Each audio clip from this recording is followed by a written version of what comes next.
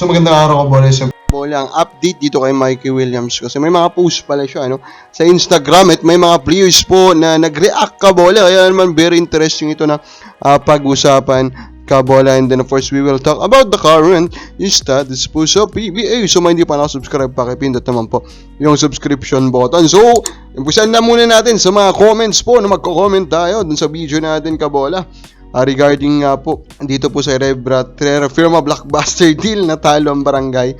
Madami pong nag-comment, sabi panalo talaga ang Terra Firma. Sabi po yan ni Junicio. Raymond Magto naman, Terra Firma kasi dalawang beses na injury si Gray sa tuhod. Of course yung una is during that draft mismo, and then ito nga yung pangalawa. Terra Firma panalo sa trade, bata pa si Javi at walang injury, tas athletic and shooter din po.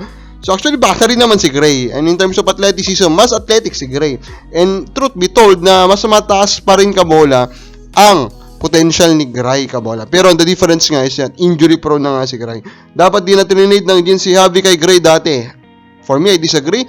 That trade during that time is an easy win for Barangay Ginebra Kabola. Then we have of course mga fans po na nag-claymore after napanood nila yung game po ng San Miguel Beermen at nang converge sa Quezon, Chaong Kabola. Marami pa nagsabi na dapat daw po mas dumami pa ang out of town games po Kabola ng PBA. Sabi nito, maybe next time magkaroon na pa ng PBA games sa iba pang province, okay ang turnout ng crowd. Tama naman, diba? If you watch po, kahit pa sa TV nyo po panoorin, maganda po talaga yung turnout ng crowd. Kasi nga, of course, it is in the province kung saan hindi po usually nakapanood po yung mga taga doon ng PBA Kabola. Pero of course, we are not actually aware kung paano po ang naging sistema in terms of tickets. Ano yung binenta ba nila or ayan po ay pamigay na lang Kabola ng kanila pong local government. Pero overall, mas magandang tignan ng malayo Kabola. And of course, with the rise po of MPBL, which in my eyes is a real threat Kabola sa PBA, dapat talaga itong PBA magdoble kayo din po na ipakita nila, i-present nila yung kanilang produkto ng face-to-face sa ibang probinsya Kabola. Kundi, tulayan sila makakalimutan at magpo-focus na lang yung fans sa MPBL. Kasi yung MPBL Kabola, naglalaro sa malapit lang po sa kanila. That is now the big difference Kabola. Kaya naman talaga itong PBA, itong mga suggestions po ng mga fans, sana pakinggan nila. Kasi talagang they really need, yung PBA po, they really need to play more provincial games Kabola. Kasi hindi pwede kasi, kahit pa sabihin na natin na okay pa rin naman yung turnout sa views sa online and etc. It's not really looking good Kabola. Kapag ang napapanood mo is nilalangaw, kahit pa sabihin natin na marami pa rin naman pong nanonood sa kanila in different platforms Kabola. Pero ang pinaka-focus talaga natin ngayon is ang mga social media posts nga ni Mikey Williams. The first post daw last week was this one. I'm not stressing about shit no more. Whatever don't go right just ain't meant for me. Ano po yung post ni Mikey Williams? So of course the easy way to interpret that is that that he is giving up kasi sabi niya dito, whatever don't go right just ain't meant for me. So nag-give up na ba siya Kabola?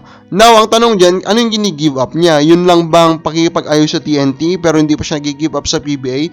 Or yung entire na po na PBA Kabola yung gini-give up niya? Kumbaga, na-realize niya na mukhang hindi niya talaga makukuha yung deserve niya sa mata niya na sweldo niya dito po sa PBA kaya nag-give up na siya. Pwedeng ganyan po kasi yung meaning tong post po na ito Kabola. Now, may isa pa po siyang post na mas interesting pa. Sabi niya daw doon, risk is always better than regret. Just be patient, Kabola. And dito nga po is marami pong nag-comment na iba't ibang mga players po. Chris Ross, Kabola, nag-comment po dyan. JDV, o Joe Devans, Jared Dillinger, and even Scani Winston Kabola, and of course pati po si JP Eram nag-comment po dyan sa post po na yan. Now of course very interesting dyan na nag-comment po yung mga players ng Ginebra at San Miguel Kabola, diba? Showing support with this player. Kumbaga sa akin, I really take it that these players po of Ginebra, these players po of San Miguel understand what is going through right now Kabola, and they are willing to support him.